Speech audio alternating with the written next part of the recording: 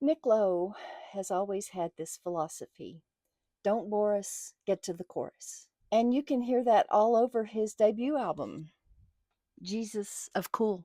Nothing drags, nothing overstays its welcome. It's like every song knows exactly how long it should exist and then politely leaves. But he's not just efficient, he's funny. Dry, slightly sideways humor. The kind where you're not sure if you should laugh, but you do it anyway.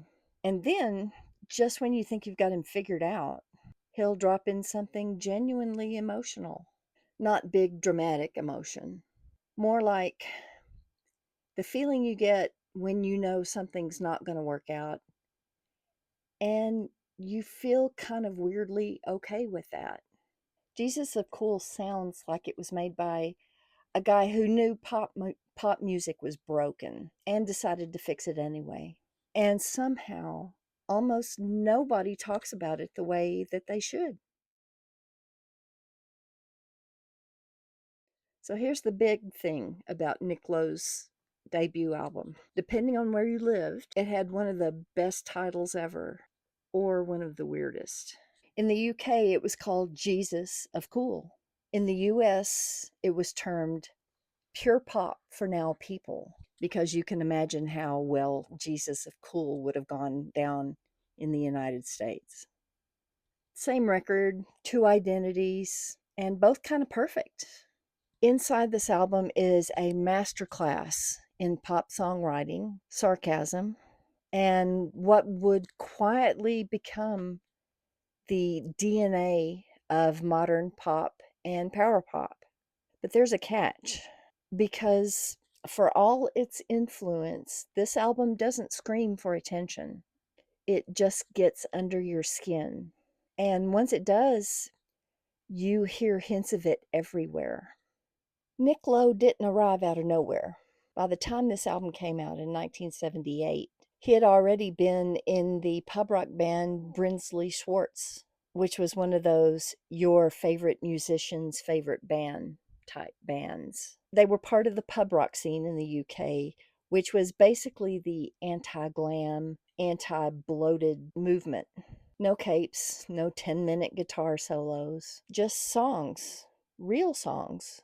And that's the key to understanding this album. Nick Lowe is, first and foremost, a songwriter, not a guitar hero, not a front man in the flashy sense, a songwriter in the classic sense, like he's quietly sitting in the corner building these perfect little machines out of music and words. His backing band at this period was Dave Edmunds on guitar, Billy Bremner also on guitar, Terry Williams on drums. Nick Lowe played the bass. His band later became known as Rockpile, and they put out an amazing album a few years after this called Seconds of Pleasure. It's definitely worth seeking out. Right out of the gate, you get So It Goes, which is punchy, sharp, and a little cynical. It feels like it's already rolling before you even hit play.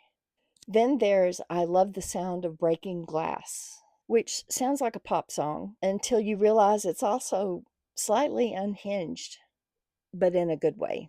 And that was a big hit for him. Then there's Marie Provost, which is a sad but poppy little tale of a 1920s silent screen actress, a winner who became the doggy's dinner.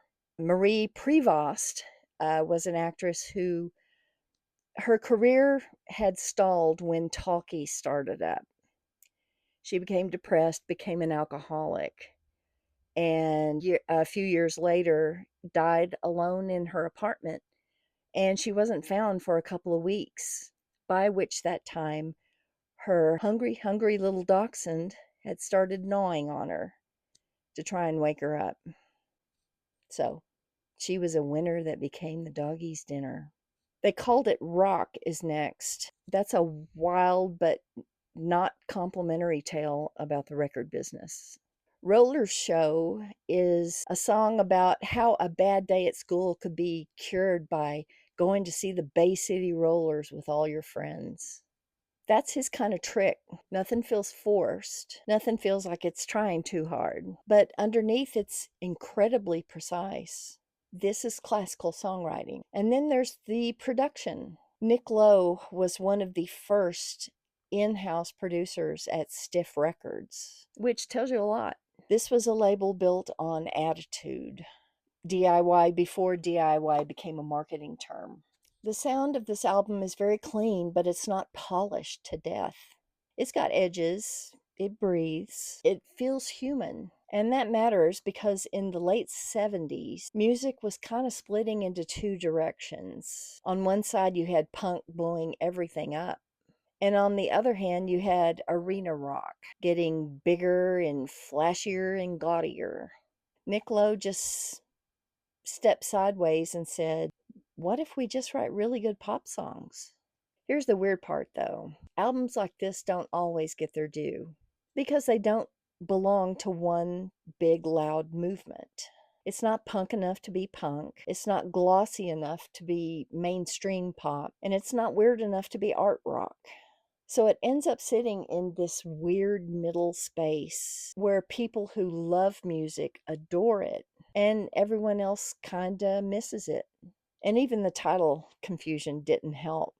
Jesus of Cool sounds like a statement, but that title wouldn't fly in the States. Pure pop for now people sounds like a marketing slogan someone came up 5 minutes before a meeting.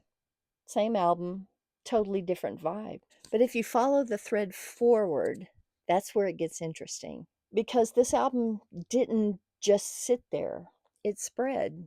You can hear Nick Lowe's fingerprints all over today's artists. The clean, clever songwriting, that shows up with Elvis Costello, certainly, who, by the way, Nick Lowe produced early on in his career. Nick wrote the big hit, What's So Funny About Peace, Love, and Understanding, that Costello had a big hit with. That mix of humor and heartbreak, that's basically the blueprint of a lot of indie pop. Even bands in the 90s and 2000s, people who probably have never owned this record, are working from ideas that trace back to this album. Short songs with strong hooks, lyrics that feel like someone talking, not performing. And maybe most importantly, these songs don't waste your time. The real turning point with this album is when you stop listening to it as a record from 1978 and start hearing it as a template. Because once that clicks, you realize this isn't just a great debut album.